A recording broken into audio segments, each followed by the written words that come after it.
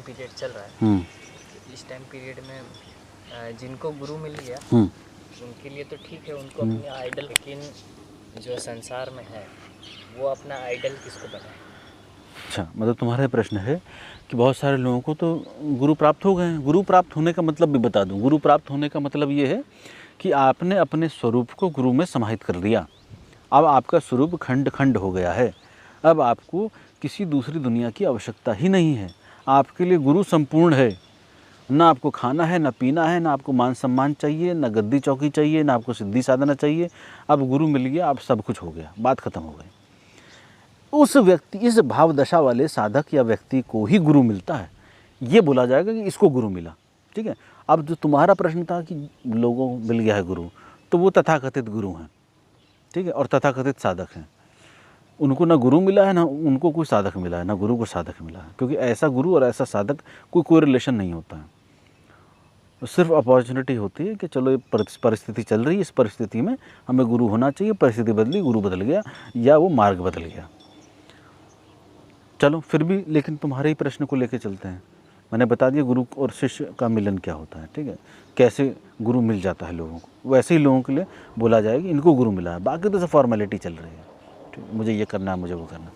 दूसरा, लोगों को गुरु मिल गए हैं, बहुत अच्छी बात। 100 नहीं, 1-1% करके घसीटता ही चलेगा। क्योंकि 100 बोलेगा, वो 1 सुनेगा। चलो ठीक है। लेकिन तुम्हारा ये प्रश्न है कि जिन लोगों को गुरु नहीं मिल पाया है, उनके लिए क्या, वो क्या गुरु ढूंढेंगे? वो गुरु ढूंढ सकते हैं क्या? उनको गुरु ढूंढना चाहिए क्या? गुरु की आवश्यकता है? या गुरु ढूंढे तो कैसे ढूंढे और कैसे चुनाव करें? मैंने सही गुरु और खराब तांत्रिक गुरु और इन सब गुरुओं के लक्षण सब बताए हुए हैं।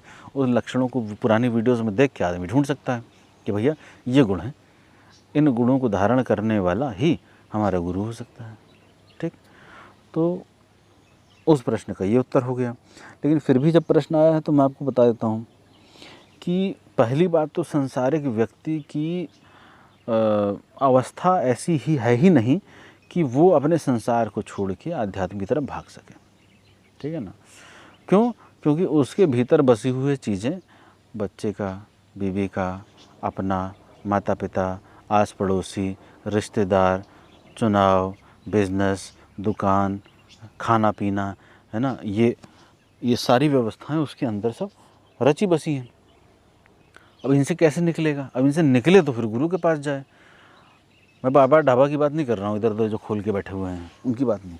वो गुरु नहीं होता। गुरु मतलब जो मार्ग दिखाए ईश्वर का और आपको ले जा पाए, जिसने खुद ईश्वर भीतर प्राप्त किया हो, जो बिल्कुल शांत हो, बिल्कुल सहज हो, जो आपको सही मार्ग दिखा पाए, आपको भटकाए नहीं, तो उसको गुरु बोलते हैं।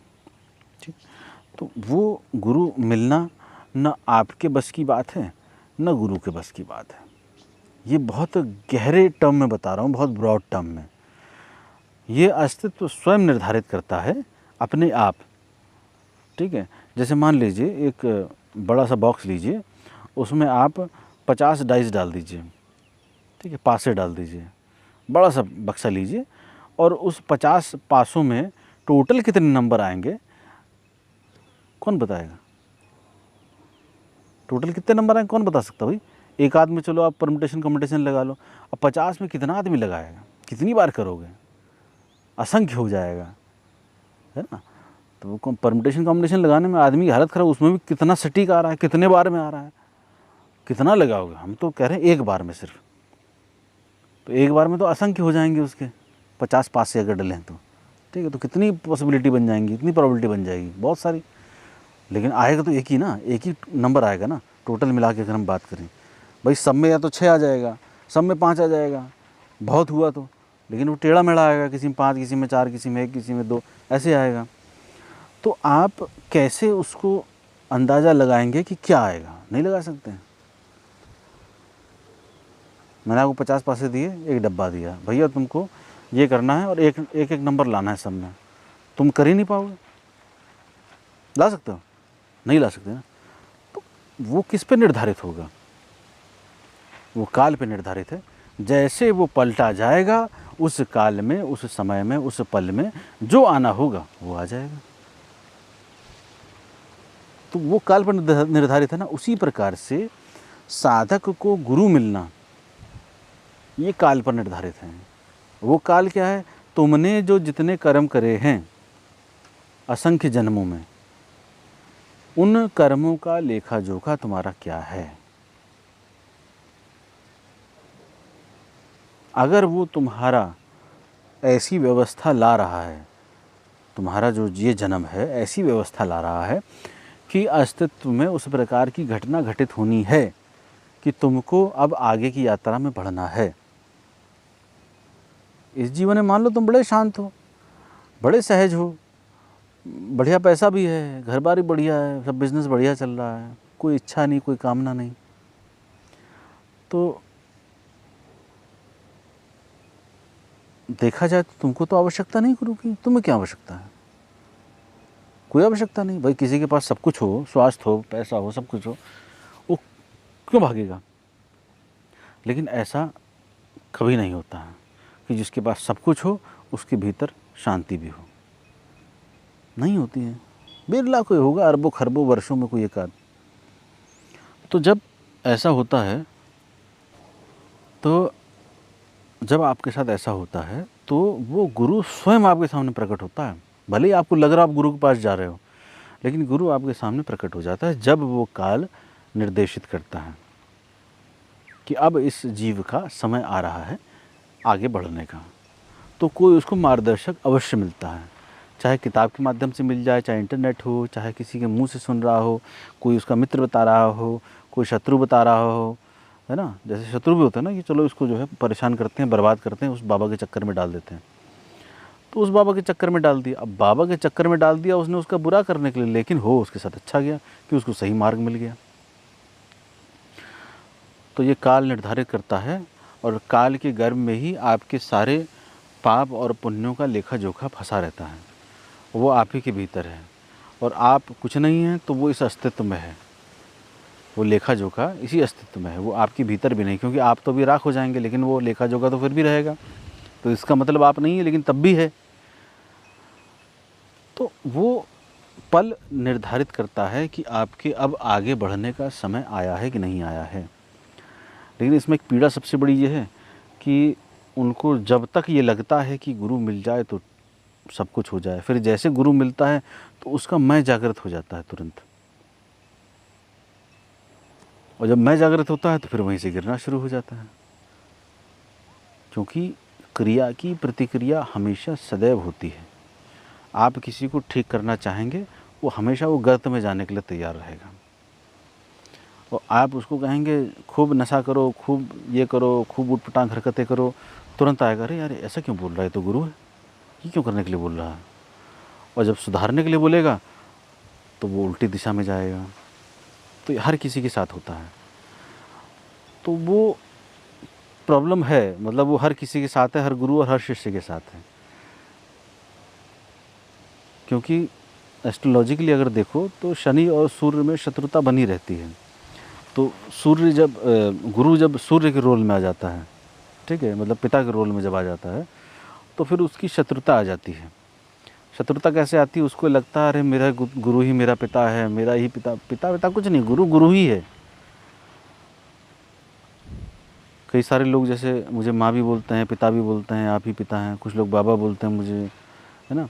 गुरु सिर्फ गुरु होता है, कोई पिता माता वाता नहीं हो जाता है। तो उसमें क्या है कि फिर उसकी मैं से संबंधित जो बहुत सारी चीज़ें हैं वो बीच में अड़ंगा डालती हैं। उसको लगता है कि जैसा बाप है फिर वैसा ही बेटा होना चाहिए। तो फिर क्या होता है कि वो कंपेयर, मेरे बहुत सारे शिष्यों के साथ ऐसी प्रॉब्लम रही है पहले भी। उनको लगता रहा कि मैं ऐसी की तरह हो जाऊं, तो मुझे कॉपी करने लगे। मेरे बोलने का ढंग, मेरे डांटने का ढंग, मेरे बातचीत का ढंग, वो कॉपी करने लगे। तो वही जो मैं बता रहा था पहले, स्प्लिट पर्सनैलिटी वही वाली प्रॉब्लम आने लगी उनके साथ। फिर वो ये देख ही नहीं पाए कि भैया ये गुरु आया था हमें सुधारने के लिए और हम इसको कॉपी कर रहे हैं, हम उसके आदेश का पालन नहीं कर रहे हैं। आदेश का पालन करने से गुरु मार्गी हो जाएगा, गुरु को कॉपी करने से गुरु मार्गी नहीं होगा। फिर बहुत सारे जो लोग समझते हैं उनको चिढ़ मच जाती है, गुरु की तरह कॉपी क्यों कर रहे हैं। क्यों? क्योंकि मैंने बताया ना, जैसी एज होती चली जाएगी वैसे स्वयं में परिवर्तन करने के चांसेस बिल्कुल नगण्य होते चले जाएंगे, बिल्कुल ज़ीरो। जैसे जैसे एज होती चली जाएगी तो फिर क्या बचेगा? फिर कॉपी करो। कॉपी तो बड़ा आसान है, अमिताभ बच्चन की तरह मेहनत कर नहीं सकते हैं तो फिर अमिताभ बच्चन की कॉपी करो, शाहरुख की कॉपी करो, सबकी कॉपी करो। ओरिजिनल तो ओरिजिनल रहेगा ना। ओरिजिनल आपके भीतर बैठा है, आप उसको जागृत नहीं करना चाह रहे, आप कॉपी करना चाह रहे हो, तो वो कभी भी सक्सेसफुल नहीं होगा। कॉपी वाला तो उसको हमेशा कॉपी ही बोला जाएगा। तो ये जितने भी साधक रहते हैं उनके साथ ये प्रॉब्लम रहती है कि जब गुरु मिल जाएगा, शुरू में तो बहुत जोश रहेगा, उसके बाद धीरे धीरे उनके अंदर वो अभ्यस्तता आ जाती है कि चलो अब तो गुरु हो ही गया, अब तो गुरु मिल ही गया है। गुरु मिल गया भैया, अब तो यात्रा शुरू करनी है, अब थोड़ा ना ख़त्म करनी है, अब तो यात्रा शुरू करनी है। अब तुम साधना करोगे तो अब तुम्हें पता चलेगा कि एक्चुअली में साधना कैसे होती है। और साधना तुम्हें लगेगा 6 महीने कर ली, साल भर कर ली, 2 साल तुम पुराने चेले हो गए, तुमने साधना बहुत कर ली, या 5 साल पुराने चेले हो गए, तुमने साधना कर ली, अभी कुछ नहीं करी क्योंकि मैंने अभी कुछ बताया नहीं किसी को। भैया को मैं कोई मूर्ख गुरु थोड़ा ना हूँ, मैं तो झांक के देखता हूँ कि भीतर किसके क्या चल रहा है, मैं उसी के अनुरूप तो प्रदान करूँगा ना। ऐसा थोड़ा ना कि भीतर कचरा मेंटेन है, बाहर आवरण उड़ा हुआ है और मेरे को भ्रमित कर दिया जाए और मैं कुछ जो है कुछ भी दे दूँ और फिर मैं ही चूतिया बन जाऊँ। तो वो करुणा से एक आध बार कोई करवा सकता है मेरे से, अब तो बिल्कुल नहीं करवा सकता। तो अब परीक्षा कड़ी है बहुत ज़्यादा, और उसका कारण सिर्फ इतना है कि अगर कोई साधक गुरु ढूंढता हुआ आया है तो उसको फिर गुरु के आदेश का ही पालन करना पड़ेगा। गुरु फिर आपको लात मारे, गुरु फिर आपको पुचकारे, गुरु आपके कांटे चुभाए, कुछ भी करे, आपको तो बस आदेश का पालन करना आना चाहिए। तब हम पहले गुरु और शिष्य का संबंध तो बनाएं। एक तरफ आप कह रहे हो कि गुरु जैसा आप कहें, फिर जब मैं कहूँ, क्योंकि मैं तो कहूँगा जान के ही कि मैं जानता हूँ कि जैसे मैं कहूँगा ये सामने से प्रतिक्रिया करेगा ऊट पटांग, तो मैं जब कुछ कहूँगा तो वहाँ से प्रतिक्रिया आएगी, तो वो मेरे लिए कोई वो प्रमाण नहीं है। वो साधक को स्वयं अपना प्रमाण देखना है कि अभी कह रहा है गुरु जी, अभी दे जूते गुरु जी पे, तो ये साधक को स्वयं देखना होगा। इसीलिए मैं ध्यान के लिए बोल रहा हूँ, ध्यान में आप भीतर बैठ के देखते हैं कि भैया कितने कचरेवान हैं आप। दुनिया को धोखा दे दोगे, गुरु को धोखा दे दोगे, अबे स्वयं को थोड़ा धोखा दे दोगे। स्वयं को तो नहीं दे सकता ना कोई धोखा, अगर ईमानदारी से अपने आप को देखे कि कितना पापी हूँ मैं, क्या मार्ग दिखाया जा रहा है जिस गुरु के पास मैं आया हूँ, और क्या किस मार्ग को मैं पकड़ के चल रहा हूँ।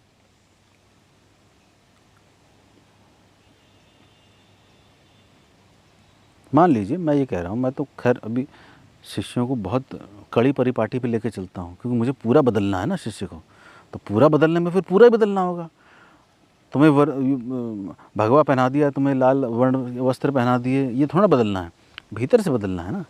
अब भीतर से बदलना तो फिर पूरा कोर लेवल तक जाके पता करना पड़ेगा ना कि कहाँ कचरा है।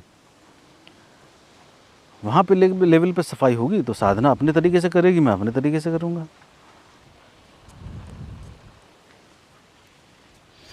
तो इसमें सांसारिक लोगों को पहले तो गुरु चाहिए नहीं, ठीक है।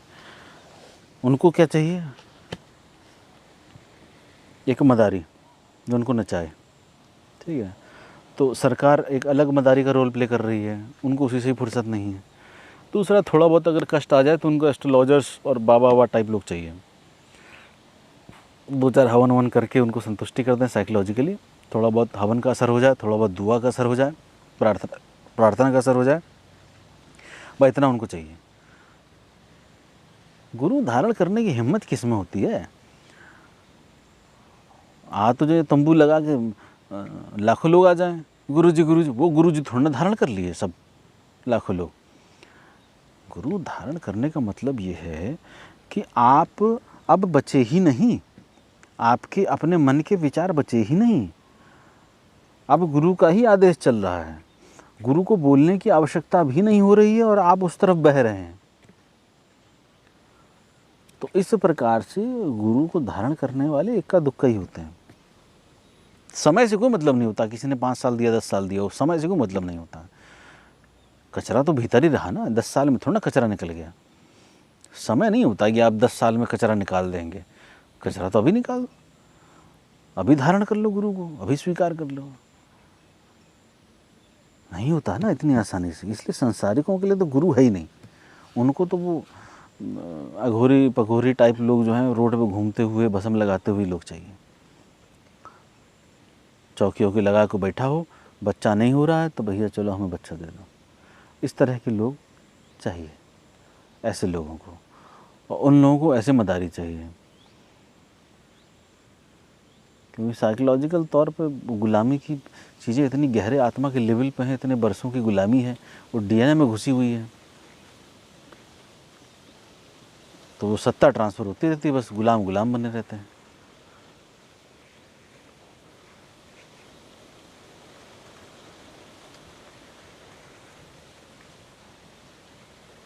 इसीलिए बहुत सारी चीज़ों को गुरु जब समझाता है तो उसको बहुत गहराई से परिवर्तित करते हुए चलना चाहिए। सिर्फ सुन लिया, नोट कर लिया, अब हम वहाँ जाके करेंगे, अब हम वैसा करेंगे, अब हम तब उस अवस्था में होंगे तो हम ऐसा पालन करेंगे।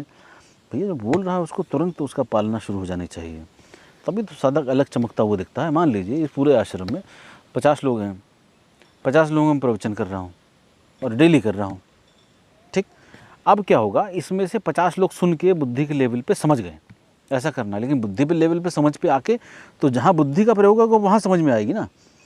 नेचुरल तो आपने नहीं स्वीकार किया, और बुद्धि भी क्षीण हो जाती है जब वो परिस्थिति बनती है।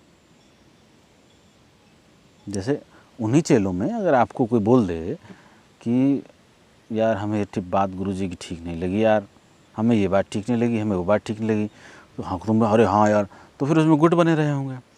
वो पंचायत अलग कर रहे हैं, वो पंचायत अलग कर रहे हैं, एक पंचायत अलग कर रहा है, लेकिन उन्हीं में से एक कोई एक शिष्य होगा जैसे मृदुल टाइप, उसका चमक बिल्कुल अलग दिख रही होगी, वो किसी ग्रुप में नहीं होगा और सब ग्रुप में होगा, यानी कि सबसे हंसी मेल कर रहा होगा, सबसे प्रेम भाव रख रहा होगा, सबसे शांत होगा और सिर्फ अपनी साधना पर ध्यान दे रहा होगा और अपनी सेवा पे, और गुरु के आदेश को भीतर उतारता हुआ चल रहा होगा। वो भी प्रवचन में आ रहा है, बाकी 49 भी आ रहे हैं प्रवचन में, लेकिन 49 की कोई चमक नहीं होगी। वो एक 50वां जो व्यक्ति होगा उसकी चमक बिल्कुल अलग होगी। और चमक ये मत समझ लेना उसका कलर बदल जाएगा, उसका ऑरा मंडल बदल जाएगा ना, उसकी जो आत्मा का स्तर है वो गुरु भांप लेता है कि गिर रहा है कि उठ रहा है। तो उन 49 लोगों में मान लीजिए मृदुल जी वो एक हैं, तो मृदुल जी की चमक अलग दिखाई देगी, बिल्कुल बिल्कुल अलग, और उनके शत्रु भी 50 होंगे। क्यों? क्योंकि ऐसे 49 लोग जो पूरे करप्ट हो चुके हों, उनमें कोई व्यक्ति अगर सही जा रहा हो तो उसके 49 के 49 दुश्मन होंगे, उसका कोई दुश्मन नहीं होगा। समझ रहे हो? मृदुल का कोई दुश्मन नहीं होगा, लेकिन मृदुल के दुश्मन कई सारे होंगे।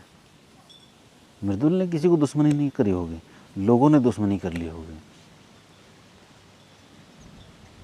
विमल जी अगर ऐसे हो जाए तो विमल जी के दुश्मन हजारों हो जाएंगे, ठीक है। विमल ने कोई शत्रुता नहीं पाली होगी, वो तो है ही नहीं ना, वो तो गुरु के आदेश का पालन कर। गुरु का आदेश क्या है कि भाई सहज होते चले जाओ, नरम होते चले जाओ, शांत होते चले जाओ, नीची दृष्टि रखो, वाणी बिल्कुल शांत रखो, मौन रखो, बोलना नहीं किसी से मिलना जुलना नहीं, किसी से बात करना नहीं, अपना काम करते रहे, अपनी साधना करते रहे बस।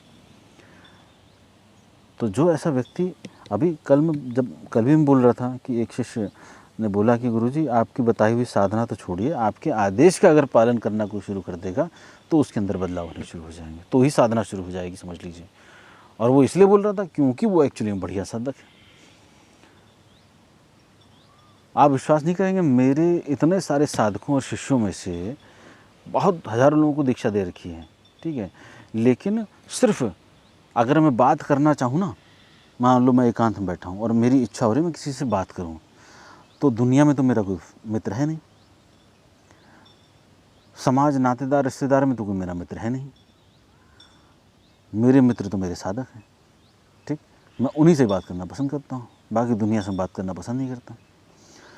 तो उनमें मुझे ढूंढना पड़ता है कि मैं किससे बात करूँ। तो मैं जब ढूंढता हूँ तो मेरे जहन में पता है किसका नाम आता है? मेरे जहन में आता है कुलदीप से बात कर लेता हूँ, यतन से बात कर लेता हूँ, दिनेश से बात कर लेता हूँ, और किससे बात कर लेता हूँ? वो अभिषेक है, उससे बात कर लेता हूँ, नेपाल वाला। किससे बात कर लेता हूँ? अभिषेक एक दूसरा है, आलोक का फ्रेंड, उससे बात कर लेता हूँ, आलोक से बात कर लेता हूँ, ठीक है। फिर किससे बात कर लेता हूँ? मतलब तुम लोग तो आश्रम में ही हो इसलिए तुम लोग का नाम नहीं ले रहा हूँ, लेकिन जो बाहर हैं उनमें, फिर मान लो जगजीत से बात कर लेता हूँ, ठीक है, और अनिल से बात कर लेता हूँ, और भी एक आध कोई छूट रहा होगा, लेकिन वही 7-8 लोग जो हैं उंगलियों पर गिन पाया हूँ मैं। इन्हीं लोगों से ही मेरी बात करने की इच्छा हो पाती है बस। भाई जो 8 नाम गिना है इन्हीं से ही बात करने की इच्छा नहीं होती। किससे मैं क्या बात करूं? किसी ने गुरु धारण करा हो, किसी ने माना हो गुरु, तो मैं उससे बात कर पाऊंगा ना। और बात करना इसीलिए मैंने सबसे बंद कर दिया। क्या बात करें, किससे क्या बात करें? किसी ने गुरु धारण ही नहीं करा है। हाँ, गुरु बना लिया है, धारण कोई नहीं कर पाया, क्योंकि चलानी जब अपनी होती है ना तो गुरु धारण नहीं होता है कभी भी। अब जैसे मृदुल जी हैं, मान लीजिए, अब मृदुल जी को मैंने बहुत सिखाया, 50 लोगों को सिखाया, अब 50 के 50 मेरी बात सुन रहे हैं, लेकिन 49 अगर बदल रहे हैं और एक मृदुल नहीं बदल रहा है, मान लीजिए उदाहरण स्वरूप, तो वो मृदुल अलग दिखाई देगा, बिल्कुल अलग दिखाई देगा, उसकी ऊर्जा एकदम ख़राब दिखाई देगी। और अगर ये मान रहे होंगे तो बिल्कुल अलग चमक दिखाई दे रही होगी, सही मार्ग चल रहा होगा, सहज चल रहा होगा। परेशानी बिल्कुल होगी, क्योंकि जो बदल रहा है भीतर उसको बहुत कष्ट होता है। अभी जैसे मेरे साधक जो हैं, जो छोड़ छोड़ के भाग रहे हैं, वो क्यों भाग रहे हैं पता है आपको? उसका रीज़न ये है कि वो बदल नहीं पा रहे अपने आप को। उनका मैं इतना स्ट्रांग हो गया है समय के साथ साथ कि वो बदल ही नहीं सकते हैं। और ये बहुत अच्छी बात है जो भाग रहे हैं। क्यों?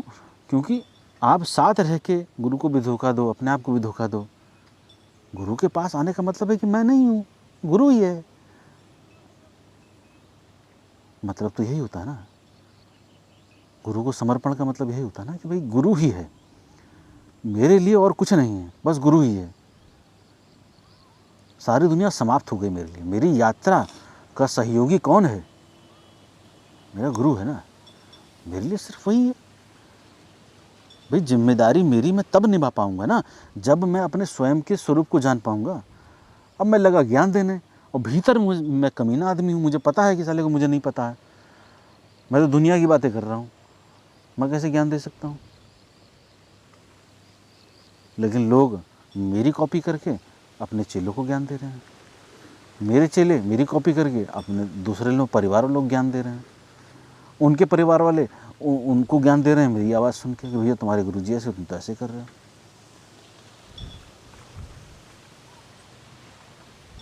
तो इससे क्या हो रहा है? इससे ये पता चल रहा है कि प्रथम तो किसी शिष्य ने गुरु धारण किया नहीं, ठीक है, किसी शिष्य ने गुरु धारण नहीं किया, तो इसका मतलब ये साफ समझ लेना कि वो भीतर से बिल्कुल परिवर्तित नहीं होना चाहता है। वो गुरु से वो चाहता है जो उसका लालच है, और वो लालच में गुरु से जुड़ा है, वो लोभ में गुरु से जुड़ा है। धारण नहीं किया गुरु को, गुरु एज एन अपॉर्चुनिटी ही is taking the benefit of, वो उस गुरु की अपॉर्चुनिटी का लाभ लेना चाह रहा है, और उस गुरु से उसको कोई लाभ नहीं मिलेगा। वो सिर्फ भ्रम में जीना चाहता है, और गुरु से उसको सिर्फ भ्रम मिलेगा, क्योंकि गुरु की बाहरी माया का हिस्सा वो है। गुरु के सत्य का वो हिस्सा कभी नहीं बन सकता है। तो वो उसके बाहरी आडंबर में ही घूमता रहेगा, क्योंकि सत्य माया ओढ़ के बैठा रहता है। उस सत्य को आप माया भेद के ही जा सकते हो, और उस गुरु की माया नहीं भेदोगे, अपनी माया भेदो, तब जो तुम्हारा स्वरूप निकलेगा तो गुरु अपने चादर खोल के भीतर समेट लेगा कि अब तुम्हें आवरण की आवश्यकता नहीं है। ये मैं बिल्कुल वास्तविक बात बता रहा हूँ, जितना जेन्युइनली, इतना ऑनेस्टली कोई नहीं बताएगा, और इतना स्पष्ट कोई नहीं बताएगा। और वर्तमान कलयुग का जो चल रहा है समय, इसमें तो बिल्कुल भी कोई नहीं बताएगा, क्योंकि उनको कथा बाँचने से फुर्सत नहीं, उनको कॉपी कैट करने से फुर्सत नहीं, ओरिजिनल साधना का दम नहीं, शरीर में दम बचा नहीं, चेतना इतनी क्षीण है, इतनी पापी है कि वो सत्य धारण करने की अवस्था में नहीं, तो यात्रा में कैसे चलेगी। सत्य माया ओढ़ के बैठा रहता है, उस सत्य को आप माया भेद के ही जा सकते हो, और उस गुरु की माया नहीं भेदोगे, अपनी माया भेदो, तब जो तुम्हारा स्वरूप निकलेगा तो गुरु अपने चादर खोल के भीतर समेट लेगा।